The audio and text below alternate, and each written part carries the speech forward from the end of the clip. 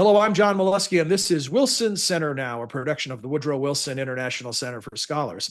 My guest today is Sherri Goodman. Sherri has been a leader in environmental, energy, and climate security since she served at the Pentagon as the first Deputy Undersecretary of Defense for Environmental Security. Today, she is Secretary General of the International Military Council on Climate and Security and is also a senior fellow at the Woodrow Wilson International Center for Scholars. Sherri's often referred to as the mother of climate security. And her new book uses as a title a phrase she used to reshape the discussion of the nexus between climate change and national security: Threat Multiplier. Here's the book, Threat Multiplier, the subtitle, Climate Military Leadership and the Fight for Global Security. Sherri, welcome, and thanks for joining us. Terrific piece of work. Thank you so much, John. It's a pleasure to be with you again. So, reading the book and knowing you firsthand as a colleague at the center, I know that you've been writing this book in your head for decades. Why did you decide to actually write the book at this moment in time? Well, thank you, John. I wrote the book because I wanted to tell the story of the evolution of environmental and climate security, seen through the lens of our warfighters and the other national security professionals that I have spent my life working with, and a community I consider myself part of, which includes many unsung heroes whose work to improve our security, our national security, and our environment and climate security isn't often told. And I wanted to leave a legacy also for the next generation. So let's talk about the term threat multiplier. And it's really interesting because in the book, you tell the story and you have a vivid recollection of sort of your aha moment where you needed some way to talk about it. And this term popped into your head, sort of a play on a typical usage within the military of force multiplier. This was in a meeting back in 2007, correct? That's right. In early 2007, after I'd spent a year with the nation's leading recently retired generals and admirals, studying climate change and assessing its national security impacts.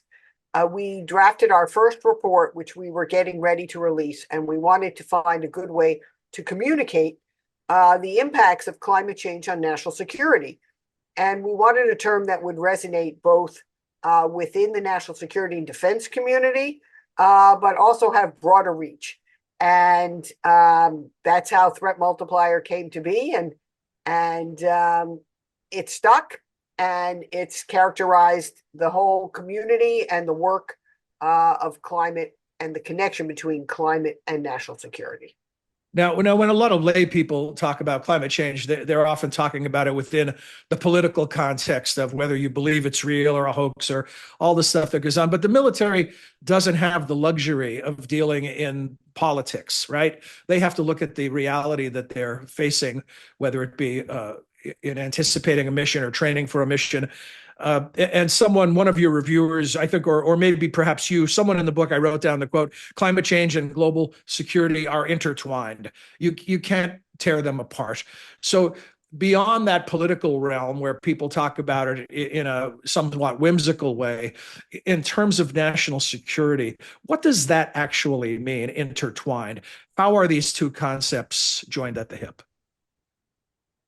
Well, as our Earth system changes from rising temperatures and sea level rise and collapsing and thawing permafrost and changing ocean conditions and fires and floods and extreme weather events, that changes the operating environment for our military. It opens up new sea lanes around the world, as in the Arctic.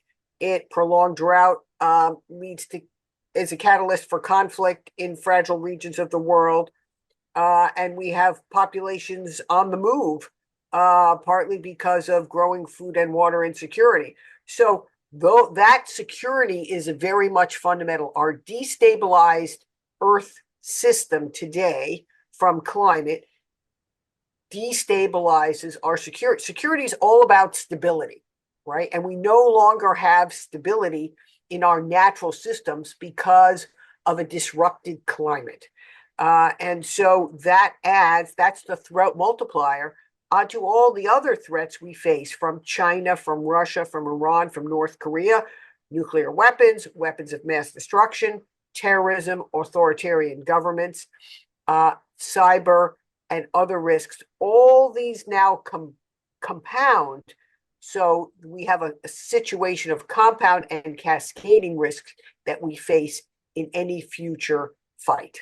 And you say stability, would you add predictability to that equation as well? That you need to be able to anticipate accurately. Yes, of course. We always, any military operation is premised on the weather. And think of D-Day. Eisenhower made that masterful landing because he made a judgment relying on his meteorologists about when the optimal weather conditions would be for that landing. And today the weather is less predictable because of the changing climate. And so that adds to the insecurity and instability we face. So the story you tell is about you as a young woman entering this world that was a male-dominated world, back first through the Senate and then moving on to the DOD and elsewhere. And so you've had a ringside seat to see this evolution where it wasn't really talked about in defense circles to now where it's a central part of planning. Give us the timeline, if you could, with the highlights of where you saw these points where things began to change from where you entered the fray to where things stand today. Well, thank you, John. Early in my career, I say it went from weapons to waste. As the Cold War ended, I started out as a nuclear weapons analyst and professional staff member on the Senate Armed Services Committee overseeing the production of nuclear weapons research and development. And during my time on the Armed Services Committee working for Chairman Senator Nunn, the nuclear weapons facilities in this country shut down for environment, safety, and health lapses. And we went from producing weapons to overseeing cleanup and environmental management of it. I then, continued that work when I joined the Pentagon in 1993 as the first Deputy Undersecretary of Defense for Environmental Security. And in that era, we were cleaning up military bases, active and closing bases. And in the first year of really learning about complying with major environmental laws, everything from air and water laws, but also protecting endangered species and natural resources. And in the early days, there was seemingly conflict. I mean, the training ranges at Fort Bragg were shut down for failure to protect the endangered red-cockaded woodpecker, which lives in the longleaf pine tree that populates Fort Liberty, and many other military bases in the Southeast. But through understanding what the needs both of the natural resource, the bird was, but also understanding that you could make training more realistic by using it as an obstacle, we managed to thread that needle. And so we could think about how you could do both. So it was not an either or. You could have environmental protection and you could have strong military training and readiness for our forces. And that's what we've increasingly found as we moved into the climate era, first thinking that reducing emissions would compromise potentially our ability to have a fighting force. But that now today learning that actually a diversified energy system provides more agility and lighter forces and allows us to operate better in what we call a contested logistics environment of the future. So that we've learned that we can have mission readiness. Climate readiness is mission readiness. And that's been a revolutionary change. It's evolved, but when you think about it in a perspective, it's allowed us to both protect our security and protect our people. So now the U.S. military has gone from not thinking of this or just as an afterthought to now what you refer to as a leader. They're walking the walk, a leader in clean energy and climate. That's really a fascinating evolution. Yes, it is. And it's because there is good alignment today between, as I said, mission readiness and climate readiness and energy resilience, so that our military is moving towards net zero energy use. We have net zero military bases already in Georgia and other parts of the U.S. waste to energy plants, microgrids, small nuclear reactors, hydrogen, a variety of fuel, better batteries, long-term energy storage. There are a variety of new weapon systems designs that are more efficient, energy efficient, so that you can have still a lethal and ready fighting force, but you can do so in a way that provides more military effectiveness and protects the climate. I think the best books about policy, in my humble opinion, are those that weave a story, a narrative, right? Because humans react to stories, and your book does a great job of doing that, segueing from your personal story to the story of how things are happening now. And really, that part of the book where you really crisscross the globe and look at the various hotspots and things that are happening. It was almost like a James Bond movie, right? Where we jump from exotic locale to exotic locale. I want to ask you about tying some of what's happening in various parts of the globe to the implications for planning at the Pentagon. So, for example, we know that you cover in the book things like bases, both their location and their design, training, peacekeeping, anticipation of peacekeeping missions, wargaming, which is always a fascinating thing from the outside looking in. All these things go on and have for all time, but now they're incorporating these climate considerations into that equation. And then in that James Bondian part of the book, right, where you crisscross the globe, you talk about melting ice in the Arctic or drought and oil in the Middle East, or various things that are happening in Latin America, whether it's deforestation. Can you make some connections between those things that are happening on the ground in these various environments, and then what the direct response is from the Pentagon as it relates to how it's affecting their planning and preparation?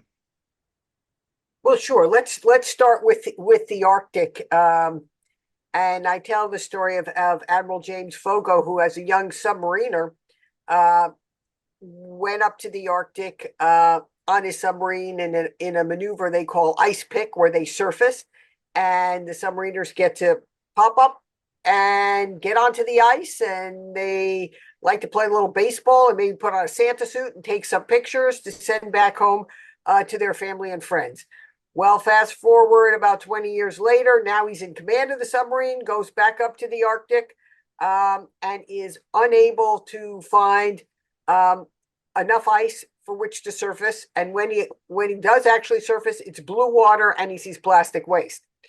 So that's a changing Arctic. And what that means with an increasingly open ocean in the Arctic is that Russia, for example, sees it as a toll road for transportation from ports in Europe to ports in Asia. And China eyes an increasingly open Arctic as a shorter shipping route, access to minerals and energy resources, and in the future, fish. So what does it mean for our forces? We have to be able to protect and defend along our northern coasts in our Arctic coasts in ways that we previously didn't have to consider. We have to be able to operate at the surface with ships. Of course, we've long had submarines and we've had aircraft and missiles, but we have to not only operate undersea and in space, but on the surface in the Arctic today, even though it's dangerous still to operate in that region. And what we see in other parts of the world, in the Indo-Pacific, I call it sort of disaster alley, because the terrifying typhoons that are faced and the stronger storms that have recently damaged, for example, Guam, where we have major military bases, suffered mightily in Typhoon Mara just not long ago. And another strong storm just came through Vietnam and the Philippines. And so our forces are increasingly called in to respond to humanitarian assistance and natural disasters, and provide relief and rescue. And oh, by the way, that's not happening only overseas, but our forces, active duty and National Guard, are both also responding with increasing frequency here at home, because wildfires now are year round. And so our National Guard is supporting today in California and elsewhere in the US are very dedicated firefighters who are on the front lines, and they're responding to floods and hurricanes. For example, already in Louisiana today, we have another hurricane coming through, a federal emergency, and the National Guard's been called up. So these are now regular responsibilities of our forces. Sherri, when you look at we're talking as we sit here, hurricane approaching Louisiana, wildfires burning in the U.S. and Canada. A lot of climate scientists have talked about how some of these worst case scenarios, in some cases, appear to be happening more quickly than the predictions. So, what can you tell us about the gap between how quickly we're needing to deal with some of these scenarios and how the Defense Department, the National Guard, and others are planning? What is the gap between those two things? Are we anywhere close to where we need to be to deal with the level of threat multiplier that we're actually living through? Well, you're right, John, that the climate risks are accelerating faster than most of society can adapt to that. And that's true in every sector of society. What the Defense Department, what the military is doing, is trying to close that gap between reliable weather prediction and short-term climate prediction, so that we can have better knowledge for planning purposes of, for example, when we're going to need to deploy, what that war game situation might look like. How do we make our ports, our naval bases resilient to the increasing flooding? For example, at Norfolk Naval Base now, major military base, largest in the world. It's already experienced substantial sea level rise, coastal erosion, sunny day flooding. Sometimes people in the local community can't get to work on the base because it's flooded in town on sunny days. And we see that in other parts of the country now as well. So trying to better be able to predict that, close that weather to climate gap in timeframes appropriate for defense decision making and other sectors of the economy, transportation, agriculture, insurance. Every sector needs this. Now, that's only about being able to sort of adapt and become resilient. In the long run, we also, in the short to medium run, we still need to reduce our greenhouse gas emissions. That's by changing our energy systems. Sherri, anyone who's followed your work or career knows that you're not a hand wringer, you're a doer. But I wonder, do you allow yourself to think in terms of optimism or pessimism as you look at the scope of the challenges? Well, I love the phrase by Madeleine Albright, who says, "I'm an optimist who worries a lot." So, that suits me as a mom, as a working mom too. I'm optimistic. I hope for my children and my future grandchildren a bright and better future. And I've had the privilege, being the daughter of Holocaust refugees, of living a full life as an American, knowing that the past could have swallowed up and did swallow parts of my family. And so seeing a better future and the American dream. So I believe in that promise of America, and I believe in our innovation and our resilience as a society. So that's what gives me hope. I do think we have to accelerate into the future on every front, whether it's in this improving predictive capability, whether it's becoming more resilient to climate impacts today, also our energy future.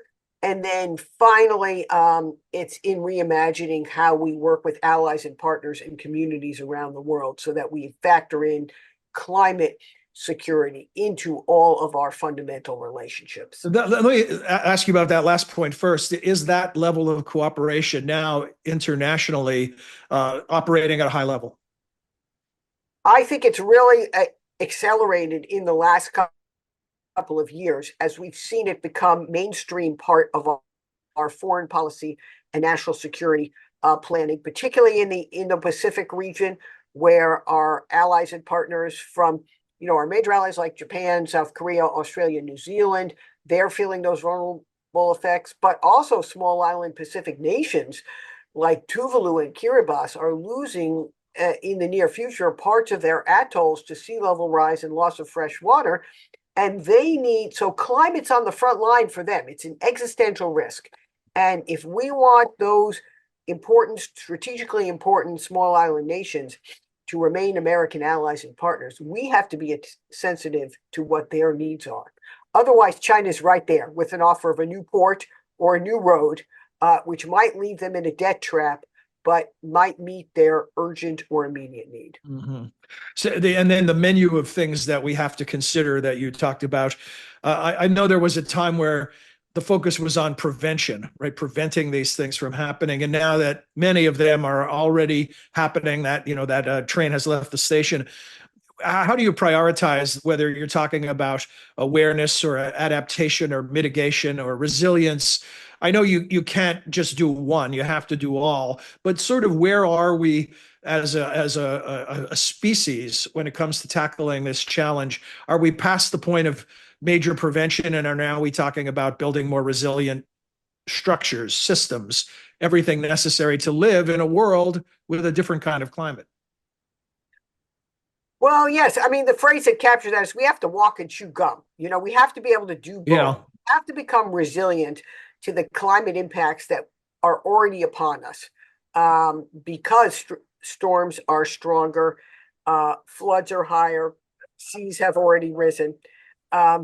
And we still, at the same time, have to transform our energy systems so that we reduce our greenhouse gas emissions in the future. So you have played a major role in directing how we think about these things and then consequently how we respond to those. And if anyone doubts that, they can just read all of the reviews of your book, where that is clearly obvious from some high-ranking people from around the world. So with all of that in mind, what are your hopes for the book? What are sort of the next steps in how we push this conversation and we get from places we are to places we need to be? Well, thank you, John. I hope the book changes conversations around the world on how we think about climate and national security, and not just changes conversations, but changes action. I say that, my career has been about being a change agent from within institutions, big institutions like the Department of Defense, or working on the Senate Armed Services Committee, or working, at think tanks like the Wilson Center, where ideas have power, policies have purpose, and can lead to better lives. But it doesn't always happen overnight. You have to stay with it. You have to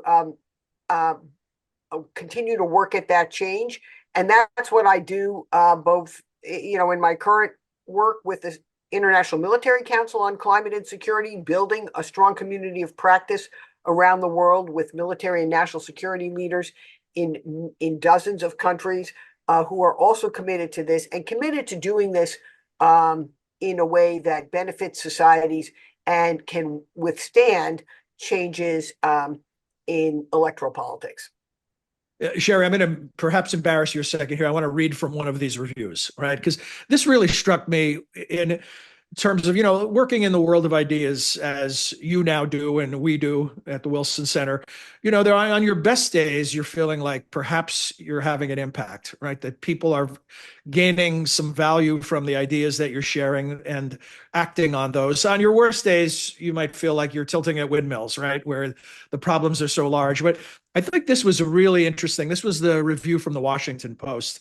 And I think they summed up not just the arc of your career, but also kind of the way these things work and the way change occurs. And I'll read this portion of the review. It says, what is distinctive, even special about Goodman's book is her description of how she moved from academia to Senate staff work to a senior Pentagon position to a perch in the think tank universe.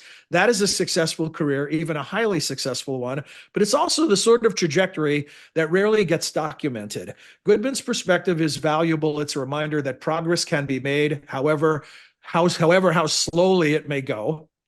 And more significantly, it's a reminder that progress mostly has less to do with sudden revolutionary change than with the steady work of repeating oneself in nice conference rooms in the hopes of catching the ear of people who can change policy ever so slightly. I thought that was really an eloquent and brilliant summary, not only of your work, but of how these things work. Yes, it speaks to the merit and value of public service, which I have long been a champion of, and which often isn't sufficiently many. So many public servants, their work goes unheralded, so I think that steady drumbeat and sticking to sticking to the work and working in partnership with people across many decades and in many different ways. That has I very much appreciate that recognition, but also I realize that there are many who have done this, and that's important, and that amounts to important change. And thanks for being humble, and also thanks for remembering those people who you list in the book.